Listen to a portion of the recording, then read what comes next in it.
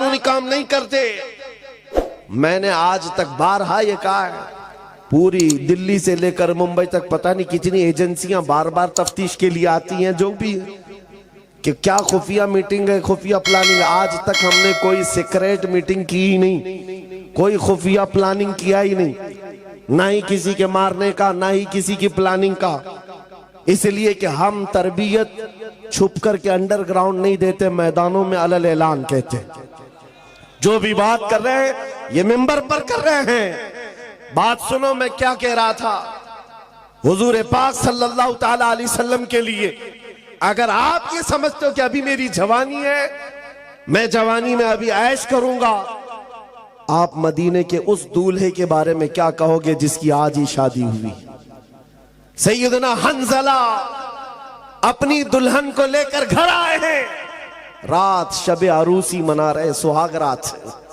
ये एक मर्द के लिए जिंदगी की खूबसूरत रात कही जाती, उसके अरमानों की रात है। दुल्हन के साथ शबे विसाल में है, बाहर किसी ने ढिंडोरा और निदा दी, या अय्युहल मुस्लिमून क़ाल रसूलुल्लाह सल्लल्लाहु अलैहि वसल्लम इज़हबू इलल जिहादी फी मरदातिल्लाह। ऐ मुसलमानों, अल्लाह के रसूल ने फरमाया है जिहाद की तरफ निकलो अल्लाह की रजा के लिए। उहद के मैदान की तरफ हुजूर पाक तशरीफ ले जा रहे हैं। बिस्तर छोड़कर आज का दूल्हा उठ गया, रात को उठा, अपनी शरीके हयात से कहा अलविदा, चाहो तो तलाक ले लो, बकिया जिंदगी इद्दत के बाद किसी और से निकाह कर ले लो, या फिर अल्लाह की मर्जी पर कायम रहो। खातून वो नहीं थी जो पांव पकड़ ले और बेड़ियां डाल दे जवान को कि कहां मुझे अभागन बनाए जा रहे हो, एक रात लाए हो, किसके हवाले छोड़ जा रहे हो। नहीं, खातून मदीना थी, कहती है ऐ मेरे सरताज अल्लाह हाफिज, जाओ, सही सलामत आओगे तो गाजी की बीवी कहलाऊंगी, शहीद हो गए तब भी फखर से शहीद की बेवा कहलाऊंगी। जाओ, वाह वाह, अल्लाह के रसूल के साथ जा रहे हो, बेड़ियां किस बात की, इजाजत किस बात की। वो हंजला दौड़ते हुए मैदान जिहाद में शरीक भी हुए, जिनकी जानों की अहमियत थी कि नहीं मेरे अजीज, उनकी अपनी लाइफ, उनका अपना मिशन, उनकी अपनी जिंदगी थी या नहीं, लेकिन उन्होंने सब कुछ हुजूर के लिए वक्फ कर रखा था। इज्जत नबी के कदमों में ढूंढा है। जब मैदान उहद में शरीक हुए, इत्तेफाक ये है कि दूसरे दिन सैयदना हंजला की शहादत भी हुई। जिस दिन किसी का वलीमा हो और उस दिन उसकी लाश मैदान में पड़ी हुई हो, ये मजहर कहीं नहीं देख सकते, ये सिर्फ मुस्तफा के दीवानों में मिलता है, सिर्फ मुस्तफा के दीवानों में। बेशक वलीमे के दिन शहादत हो चुकी हो, हुजूर ने फरमाया सबकी लाशें जमा करो। सहाबा कहते सबकी मिल गई, हंजला की लाश नहीं मिल रही है मैदान में। हुजूर से जब ये कहा, नबी पाक सल्लल्लाहु ताला अलैहि वसल्लम सर झुकाए थे। थोड़ी देर के बाद इरशाद फरमाया फलां जगह पर हंजला की लाशें ले आओ। सहाबा उस जगह गए तो देखा हजरत हंजला की लाश तो मिली, पूरे जिस्म पर गुस्ल दिए हुए कतरात टपक रहे, उठाकर लाए। हुजूर ने फरमाया इसको अल्लाह के फरिश्ते उठा ले गए थे और गुस्ल दे करके लाए। सुभान अल्लाह। मसला तो यह है कि शहीद को गुस्ल नहीं दिया जाता, वो जिन कपड़ों में शहादत पाया है उसी में उसे दफन किया जाता है। शहीद के लिए गुस्ल भी नहीं, कफन भी नहीं। फिर ये हंजला को तन्हा 70 शहीदों में एक ही शहीद को गुस्ल क्यों है? मेरे आका फरमाते हैं उसकी बीवी से पूछो तुम्हें पता चलेगा, बीवी से पूछो मालूम पड़ेगा। रात को ये अपनी बीवी के साथ हम बिस्तरी कर चुका और इस पर गुस्ल वाजिब था, सिर्फ इसलिए दौड़ता हुआ मैदान में आ गया कि कहीं मैं रसूलुल्लाह से पीछे ना हो जाऊं, अल्लाह, कहीं जमात से पीछे ना हो जाऊं। गुस्ल करने तक भी नहीं ठहरा। इसीलिए ताजुश शरिया ने कहा जिंदगी ये नहीं किसी की किसी के लिए, वाह, जिंदगी है नबी की, नबी के लिए। वो सहाबा का मेयार है, सहाबा का मेयार। हर एक सहाबी तुम्हारे सामने लाकर दिखाऊं, उनके सामने इसके सिवा कुछ नहीं है। उसी मैदान उहद में एक खातून दौड़ती हुई आ रही थी, पता है, जिसका एक जुमला पूरी दुनिया में मशहूर है। खातून मदीना का एक जुमला, जिनके भाई, जिनका शोहर, जिनका बेटा, जिनका बाप 4 रिश्ते शहीद हो गए थे। उस खातून को जब खबर दी गई थी तो उसने पूछा अल्लाह के रसूल कैसे हैं, आमिना के लाल कैसे हैं। जब बताया गया कि हुजूर सलामत है तो क्या कहती, अरूनी अंजुरी लए, ऐसे नहीं खबर मत दो, दिखाओ मुझे, मैं दीदार तो करूं। जिसका बेटा मैदान में शहीद हो चुका हो, जिसका भाई लाश के साथ मौजूद हो, जिसका शोहर खून में लथपथ हो, वो खातून कहती है आमिना के लाल को देख लो। देखने के बाद एक जुमला कहा था, वो जुमला हम गरीबों के लिए ढारस है। मैं पढ़ता हूं इस जुमले को वजीफे के तौर पर, सच कह रहा हूं, वजीफे के तौर पर, तस्बीह के तौर पर। उस खातून ने हुजूर को देखते ही कहा था, या रसूल अल्लाह कुल्लु मुसीबतिन बादक जुललुन, है अल्लाह के रसूल अगर आप सलामत हैं हर मुसीबत छोटी है, हर मुसीबत छोटी है। अगर आप हैं मेरे आका, मेरा चांद सलामत तो पूरी कायनात सलामत। सुभान अल्लाह। उनका ये जुमला आज भी याद करता हूं। जब कभी दर्द हो, तकलीफ हो, हुजूर की तरफ मुखातिब होकर के अर्ज करते, या रसूल अल्लाह कुल्लु मुसीबतिन बादक जुललुन, आका अगर आप हमारे साथ हैं तो हर मुसीबत छोटी है, हर सितम, हर मुसीबत गवारा है। या रसूल अल्लाह एक बार तुम कह दो कि तू हमारा। वाह वाह वाह। बस यही जिंदगी है मेरे अजीज, यही जिंदगी है। ये वफादारी के साथ जब हमारा जवान खड़ा हो जाए, जीना मरना है सब कुछ किसके लिए? नबी के लिए। जीना मरना है सब कुछ नबी के लिए। एक नौजवान सहाबी, सुनो मेरे अजीज, शादी के लिए लड़की कोई नहीं देता था, काले अब्दुल्ला असवद हुजूर के पास आए, कहा हुजूर शादी का वक्त हो गया, कोई अपनी लड़की देता नहीं। हुजूर ने एक अंसारी साहबी के घर भेजा, जा कहना कि मैंने पैगाम भेजा है। और ये किसके घर हुजूर ने भेजा था? उस अंसारी साहबी के घर जिनकी बेटी मदीने की सबसे खूबसूरत, और ये काले रंग के साहबी ये पैगाम लेकर के आए उस सहाबी के पास। वो सक़फ़ी थे, अंसारी थे। जवान जब आकर खड़ा हुआ, कहा उस सहाबी ने, क्या बात है? कहा मैं आपकी बेटी के निकाह का पैगाम लाया। कौन भेजा? अल्लाह के रसूल ने भेजा। माँ माँ होती है, बाप बाप होता है, बेटी के लिए कुछ तो सोचेगा। ऊपर से नीचे देखा, काले रंग का नौजवान, हमारी बेटी दुशीजा, खूबसूरत परियों जैसा रंग। कहा हम बाद में बताते हैं, इतना ही कहा था, हम बाद में बताते। अब्दुल्ला असवद कहते उनको तो कोई ताज्जुब नहीं था, रोज रिजेक्ट करते थे, आज भी हो गया, उनके लिए कोई ताज्जुब की बात नहीं। वापस जा रहे थे, जैसे ही वो वापस निकले, जवान लड़की दुशीजा मदीने की, अंसारी की बेटी अंदर बैठी हुई बाहर आई। बाबा क्या बात है, कौन आया था? बाप ने कहा बेटी तेरे निकाह का पैगाम लेकर के आया था। किसने भेजा? अल्लाह के रसूल ने। कहा आपने क्या कहा? कहा उसका रंग तो काला था, जवान तो कुछ काम भी नहीं है, उसका घर भी नहीं है। बेटी ने अंदर से क्या कहा? बाबा आपने कौन सी खता की? आने वाले के रंग को देखा, भेजने वाले के हुस्न को नहीं देखा। सुभान अल्लाह। भेजने वाले के हुस्न को नहीं देखा। वो अहसनु मिन कलम तरक़त्तु व अजमलु मिन कलम तलिदिन निसा। उस रसूल का हुस्न नहीं देखा। क्या बात है, वाह। बेटी ने बाप को तंबीह कर दी। ये ईमान था, अपनी ख्वाहिशात को मार डालो हुजूर के साथ।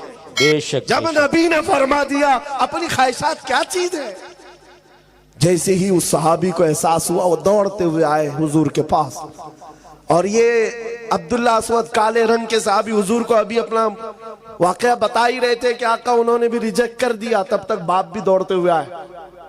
कहा या रसूल अल्लाह माफी चाहता हूं, हुक्म के अमल में ताखीर की माफी चाहता हूं, मुझे माफ कर दे। मेरी बेटी भी राजी है, मैं भी राजी, मेरी बीवी भी राजी। आप इस नौजवान से मेरी बेटी का निकाह कर दो।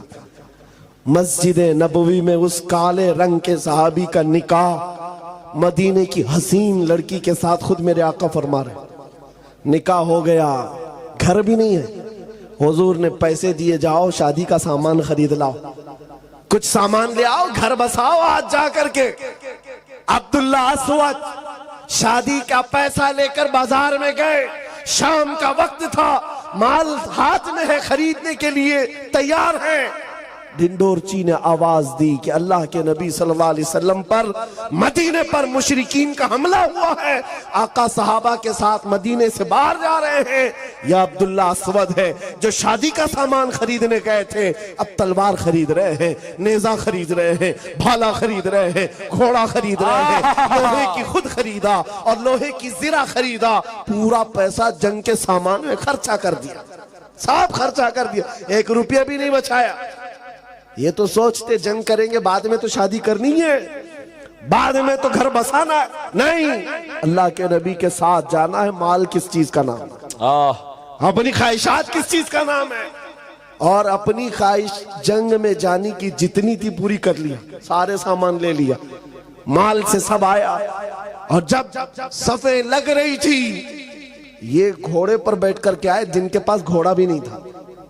नया घोड़ा है, नया लिबास है और टोपी लोहे की, जिरा लिबास लोहे का, तलवार चमकती हुई। और जैसे ही सफों में दाखिल हो रहा है, कुफार और मुशरिकीन में तहलका मचाया हुआ है, दरहम बरहम कर रहा है। हुजूर पाक सल्लल्लाहु अलैहि वसल्लम अपने खीमे से बैठकर देख रहे थे। सहाबा को बुलाया, पूछा ये बतल जलील कौन है, ये बहादुर कौन है? सहाबा पीछे लग गए, इधर से उधर से देख रहे, नकाब पड़ा हुआ है चेहरे पर, कोई नहीं पहचान रहा। आकर के हुजूर से कहा, आका ये तो अल्लाह की रहमत है, कहीं दूसरे कहीं बाहर से आया हुआ है, मदीने का नहीं लगता, हम में से नहीं, हमारी जमात का नहीं, कोई और आया मदद के लिए। हुजूर ने मुस्कुरा कर कहा, तुम नहीं पहचान रहे, मैं उसके कहनियों के काले रंगत से पहचान रहा हूं, मेरा अब्दुल्ला अब्दुल्ला अस्वद है।